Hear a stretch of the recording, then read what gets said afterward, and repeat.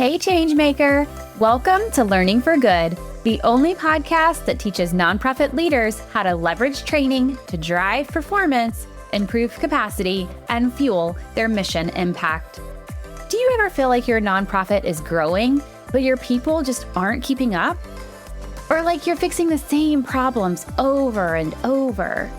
Do you wonder how to build confident, capable staff who know how to lead, not just execute?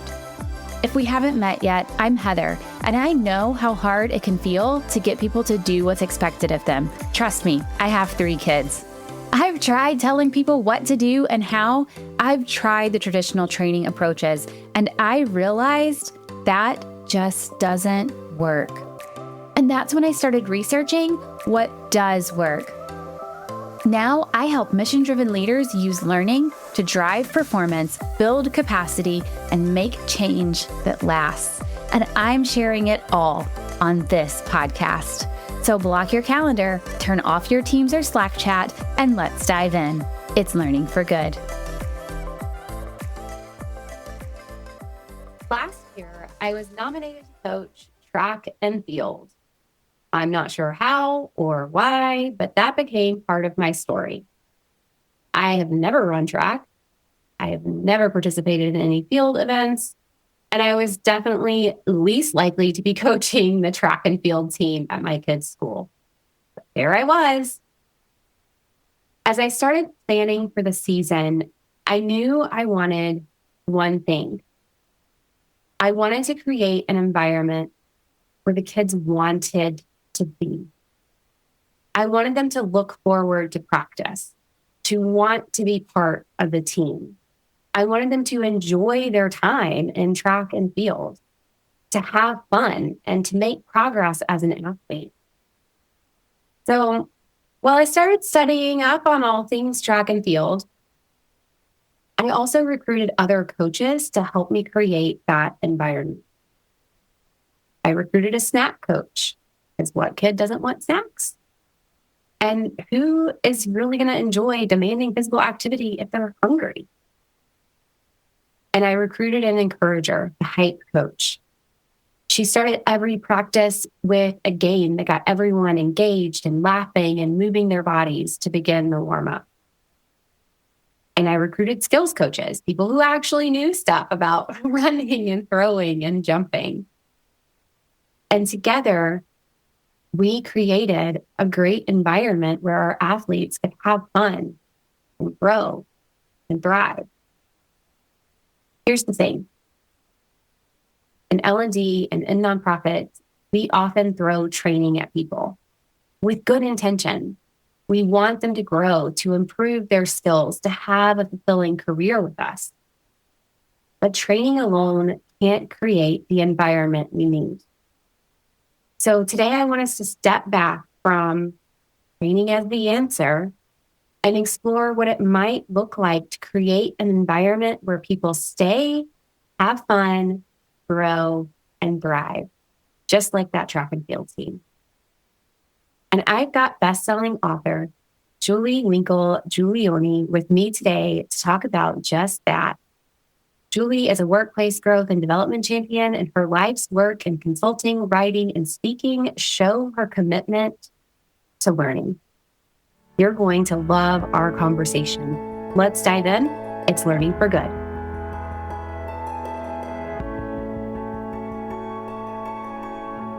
Julie Winkle Giulioni is a champion for growth in the workplace and a trusted voice in career development. She's the co-author of the international bestseller, Help Them Grow or Watch Them Go, and author of the award-winning Promotions Are So Yesterday. Named one of Inc. magazine's top 100 leadership speakers, Julie's insights have shaped leaders around the world, and her work is featured in Fast Company, The Economist, Training Industry Magazine, and more. Beyond the books and big ideas, Julie brings a grounded, reality-based perspective and a genuine passion for helping leaders help others grow. Julie, welcome to the show. Thank you so much, Heather. I am excited for this conversation. As soon as I heard about you, I was like, this is it. She's got to come on the podcast. We've got to learn from you. And I know that the nonprofit learning and development folks who are listening are going to just gleaned so much from our conversation today. Well, thank you. And I have such a special place in my heart for nonprofit leaders. The work that they all are doing just literally is changing the world. And so it's a pleasure to get to talk with you and share ideas with them. Yeah. Well, I would love to get into this creating environments, but I always start with a question about your career journey because I have found that our experiences really do shape how we approach our work. And our career journeys are always these winding little paths where we're picking up experiences along the way. So tell us first, before we get into our main topic today, tell us a little bit about your career journey. How did you get here? It's really interesting. While it's a bit winding, in retrospect, there is just this absolutely common thread of learning. I remember my mom talking about the first parent teacher conference she attended when I was in kindergarten. And the teacher shared with her, yeah, I was doing okay, let's be clear.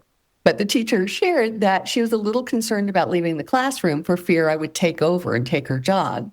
Because even as a little pipsqueak, I just had this real interest in helping people learn, whether I knew what I was doing or not. And so my first real job was teaching modeling and charm to children. And it was just a wonderful case study laboratory to see how people learn because we as adults aren't that much different than kids. I mean, if we can spark the curiosity and create the right environment, which I know is what we're going to be talking about, and the motivation, people will change and grow. And so that morphed itself into teaching high school. I was a department chair at a university and a professor there before going back into industry in a couple of different L&D roles. Before going into training company, at the time, Zenger Miller was one of the largest training companies in the world. And so that was where I cut my consulting teeth and ultimately really dug into the science of instructional design. My last role there was the director of product development. We were building products that were used worldwide. And then I decided to go out and do it on my own. So I've done instructional design work at the commercial and custom levels for large, primarily multinational organizations. And then I had the good fortune to write my first book 13 years ago, and that sort of shifted the trajectory. And now I do a lot of speaking and writing and training in the kind of the corner of leadership development, which is career development. Julie, I don't think I've ever shared this on a podcast before or on LinkedIn for that matter, but I'm originally from the South and I went to Manor School, which is a lot like modeling and charm, right? I went not once, but twice. I'm not sure if I failed the first time or what, but I went twice as a child. And so I'm sure I do not remember everything that I learned, but I still, when I'm setting the table, I make my B and my D with my hand. So I know which side the bread goes on, which side the drink goes on. That is hysterical. I love it. So somebody back then figured out what it was going to take to get Heather to remember and use this stuff. That's fabulous. That's right. That's right. Did you have to walk with books on your head? I definitely did a lot of walking. I think maybe with books on my head for sure. Yeah. Then we had this like clean hair competition, the squeaky hair competition, which you guys don't get to see video, but my hair is definitely pulled back today. Yesterday was not hair washing day. So it is pulled back today. It is not squeaky clean. But we had a squeaky clean hair competition, and I used to wash my hair multiple times in a row the night before the competition, and I never won. And it was always the people who won, the kids who won, they always had this like really golden blonde hair, and my hair is very dark. And I'm like, it's because I have brown hair. Oh, that's great. You stripped all the good oils out of your scalp. But it was not 2025, right? Like it was not using like the best products or anything like that. Back then, kids definitely did not get access to the best self-care beauty products and things like that. But yeah, you never know how you're impacting children. So I know today we're here to talk about creating environments where people, they stay. Staff turnover is a huge challenge in nonprofits. And so creating an environment where people stay, where people are willing and ready and wanting to grow and to really help them thrive in their workplaces. And I am excited for this conversation. I think it's so needed. We spend a lot of time talking about solutions like training, but not a lot of time talking about the environment itself and how do we prepare the environment so that people want to stay, they want to grow, they want to thrive. So typically in a workplace, some kind of need, challenge, performance issue arises. Maybe there's a change that's happening. And we often go to training as the solution. But your book, Help Them Grow or Watch Them Go, offers a different perspective. So why is training alone not enough? And I don't want to diminish the efforts of training because I know that there is a lot of good work going on out there. I think the challenge appears in a couple of different streams. We've got such shrinking time frames that people can dedicate to learning. Busy is probably the most popular word in our vocabulary these days. How are you? Busy, busy, busy. So finding the time for learning has become increasingly challenging. In many organizations, not just nonprofits, but the for-profit organizations as well, budgets for learning and development have shrunk dramatically, 25% over the last year. And then add to that shrinking theme, attention spans. I remember when I first started doing leadership development training, we would take people away for a week. We had a whole week with folks. And then it was, could you do it in a couple of days? And then could you do it in one day? And then a half day? Now could you just give me an injection and let me be a leader? The time, the budget, the attention spans have shrunk such that traditional training can't be the exclusive answer to the behavior change questions that are on the table for most organizations. The other thing is, and research is really clear, that a substantial portion of what is learned in any kind of an event is quickly forgotten. And the environment that people go back to, the extent to which it's hospitable or not to new skills, makes a huge difference in terms of whether that learning is going to take. I remember hearing from training participants over the years, they'd go to training, they'd go back, and their boss would say, we don't have time for that nonsense, just do the job. How can we justify an investment that isn't supported? And that leads me to the management support and reinforcement piece. It is absolutely key. What managers do both before and after any kind of a learning experience has far greater impact on behavior change than what happens in the learning experience. I hate to say that to all of us because I know what we put into it. That doesn't mean that doesn't matter. But what we need to do is beef up those bookends to make sure that our efforts are delivering the greatest return on investment. And I guess the last thing that I really want to say is, and this could be a whole other conversation, the idea of what training is, what learning is, needs to be redefined in our AI-driven world. As we move into greater technology support, we're not even, I think when I started working with AI, I was thinking it was an app that I would use. It's not. It's an operating system. And as a result, we have the opportunity to embed in the workflow access to the information that people need. That's really the contemporary model for maybe training and learning that operates at the speed of business. So I think all of that really makes us think about, okay, the training is important, but what else needs to happen to ensure that our efforts pay off?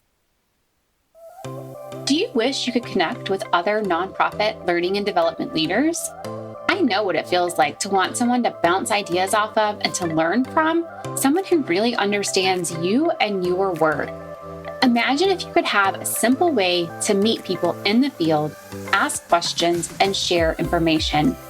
That's why I created the Nonprofit Learning and Development Collective, where nonprofit L&D, talent management, and DEI leaders can connect with each other quickly and easily in a virtual space. When you join this community, you will walk away with a new, diverse, and powerful network and a sounding board for your staff development needs. So if you're ready to exchange ideas and collaborate with your peers, come join the Nonprofit L&D Collective.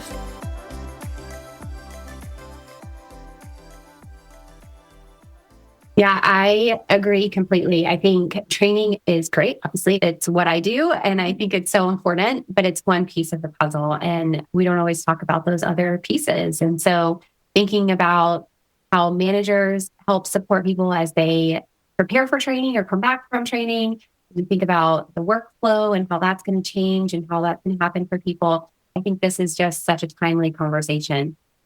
And I'm excited to learn more about it.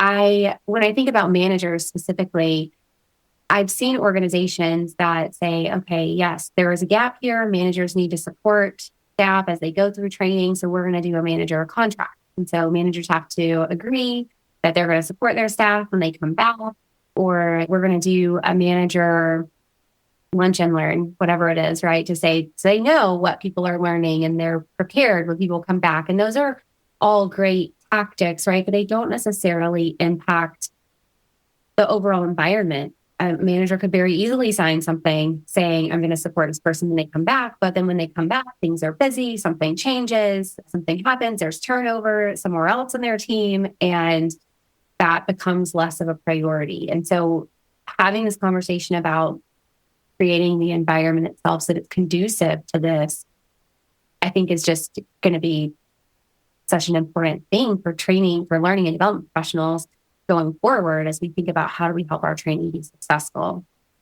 So as we think about that, right, how do we create that environment that helps people grow and thrive? What is the individual's responsibility? What does their effort look like versus the people manager, like you mentioned, versus the L&D leader's responsibility in this kind of career growth development realm? What does that look like? So, what we're talking about is really a pretty complex ecosystem, right? Where we've got the individual, and clearly that person must make the commitment to learn. Others can't learn for us. And so there needs to be the individual commitment to growth, to learning, to behavior change. But individuals can't necessarily do it on their own. And so that's where the manager, the leader fits in. And that individual's role is really to support the growth and learning of the individual, not to do it for them, but to create the conditions that allow that person to make the changes that they're looking for. And then the final, I know we're not looking at video here. I'm building this model with my hands of concentric circles here. The final and outer circle is the organization, the people leaders, the HR, the broader organizational culture that creates the enablement and the systems and the structures to make that happen. When these three elements are in sync and aligned, we're able to really see the behavior change, the potential in all of the work that we're doing in the learning and development field. I want to spend a couple of minutes, so maybe speaking to the manager piece of it, because as you were talking, I work with a lot of organizations too who do this kind of contracting. And when we do that with a manager, what we tend to do, while clearly laying out some expectations, we also reduce their role to that. It's a responsibility. It's another to do. It's another task on their long list to be checked off. What I've really found over the last couple of decades of working in this space of learning and with leaders in particular, the ones who really support sustainable growth and development, the ones who are the natural developers of others, the ones who are the talent magnets who people just really want to work for, those are folks who don't see development as a responsibility, but rather as a relationship. It's about how they show up day in and day out and the commitment from their core to the growth of others. And so that plays out in so many different ways, the benevolence, the true understanding, getting to know people, but also that whole realm of psychological safety. You know, how they create a safe environment is really key, because learning at the end of the day, it's risky business.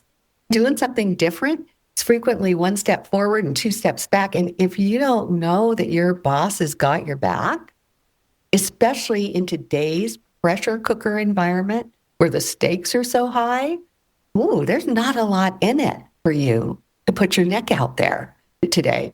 And so leaders who understand that and who can offer that kind of supportive environment are the ones who see people grow and thrive. Yeah, that makes a lot of sense to me. And as you're speaking, I think it's almost like a bit of a mindset and a bit of an identity piece that really hard to train for. But I've read your book. And so I know that you also have a lot of practical ways for leaders to support their staff in this process. So while maybe there is a bit of it that is mindset and identity and feeling, to your point, it's relationship, not responsibility. And there's this benevolence piece and creating psychological safety that has to happen. What does this look like in action? Can you break it down for us a little bit, make it really practical? What does it look like when this is all coming together? Well, I would say there is that mindset, an amorphous piece to this. We can deconstruct right down to behaviors, what these leaders do.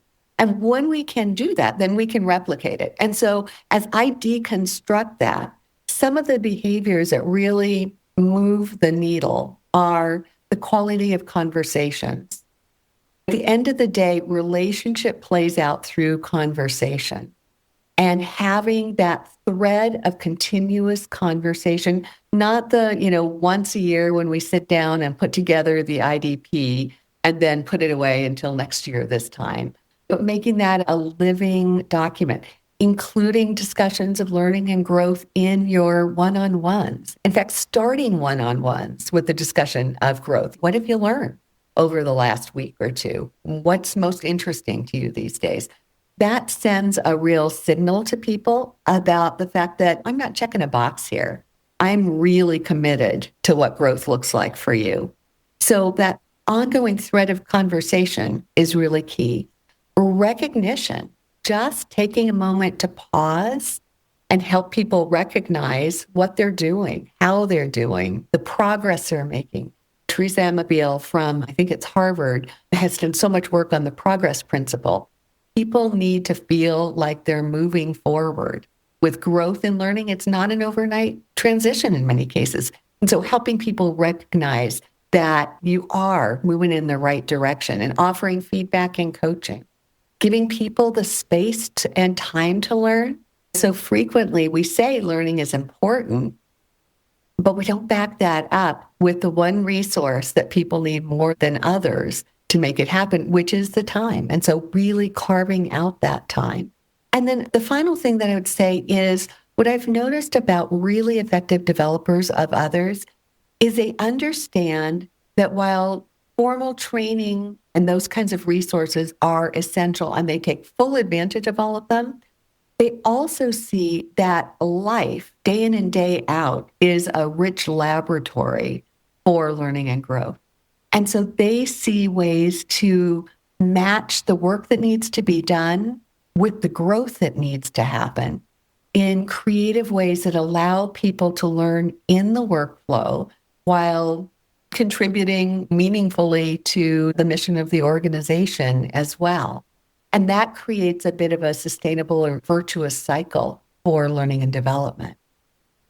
Yeah, that makes sense. And having read the book, I can definitely see how these things come to life. If anybody has not read the book, I'm going to plug the book because I think it's such a great way to think about how do we help our managers help other people in their learning and growth process, and thinking through bringing that into those one-on-ones, like you said, recognizing the progress that they're making. Gosh, time is such a big one, right? Giving people time to learn and then embedding it into the workflow. Those are very practical things that we can, as L&D, can help people managers with. And so definitely recommend checking out that book if you haven't already. So how do we in L&D, how do we operationalize this? We can support people managers, but what does that look like? How do we bring this to life in our organizations? Well, I think maybe one of the first things that we need to do is help leaders understand just how important their role is. We all know it, and that's just the oxygen that we're breathing, but it's news for these leaders. And so helping them understand the really critical make it or break it role that they play becomes key. The other thing is helping them understand the role that learning plays in terms of retention, engagement, results. When we build that business case, we so frequently, I know for myself, my focus is more on the human case for learning. But when we build that business case and we can say your efforts supporting this learning are going to mean we're not going to have the same turnover, or we're going to have greater revenue per donor, that gets people's attention in a different sort of way and allows them to perhaps prioritize the support of learning and development in that way. But then the other thing is, I think this is such an exciting time to be alive and in the learning and development field with technology that's available for us. So I think the other way we operationalize learning is to really lean into AI. And I never thought that I would be an AI evangelist. I'm so about the human side of the equation. But over the last couple of years, working with this technology, we have the opportunity to exponentially expand what's possible in terms of performance. And so, like with the latest book, Help Them Grow or Watch Them Go, as soon as I got the new manuscript into the publisher, I started building this book bot. And the bot is trained on the work in the book and some other stuff, but it gives the leader in this case, which is the audience for my book, gives them a hip pocket coach where they can go and feed in some information about an employee and get ideas about how should I structure that conversation with the employee. They can say, here's the nature of the work we do, and get ideas about in-role sorts of development experiences that could be curated. So what leaders need in so many cases these days is not a whole curriculum, but a nudge, a partner, a little bit of help in the moment when they need it. The AI technology is just such a beautiful tool for doing that.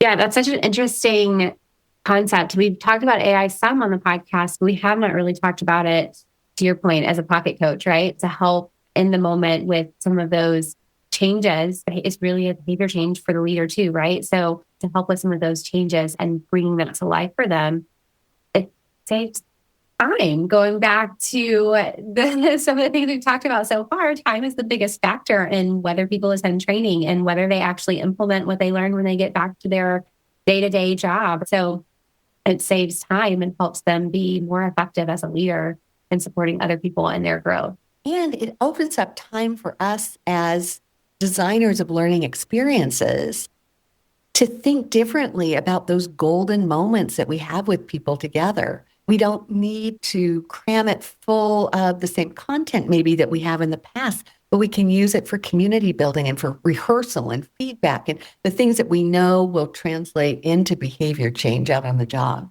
Yeah, absolutely. It really changes, to your point, it changes how we design. Julie, any final words of advice or final thoughts that you would leave listeners with as they think about how do they go back, how do they create these environments, how do they support leaders through this process so that learning is happening across the organization and not just through learning and development? Yes, definitely.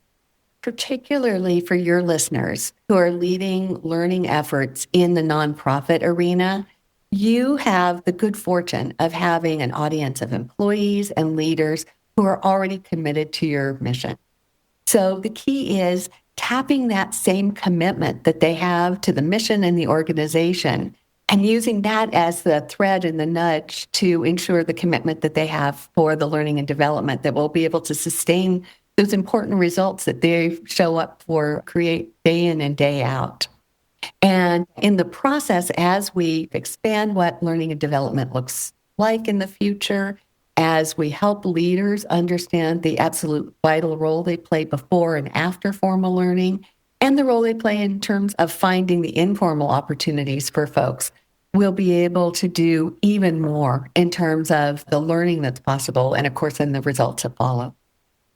Really, just so, so important. This is such an important conversation, and really thinking about how do we not just provide training and learning and development, but really help this become part of our culture, part of how we do things within our organizations, and creating these environments and supporting these leaders. That's really one way that we can do that effectively. So thank you for joining me today. Thank you for sharing more on this topic. And hopefully people are leaving inspired and ready to kind of rethink how they're doing learning and development. I know I am going to be thinking about this in all of my projects coming up, and how do we really support leaders in creating these environments. So thank you so much. Thank you, Heather. If you have not read the book, Help Them Grow or Watch Them Go, I highly recommend starting there.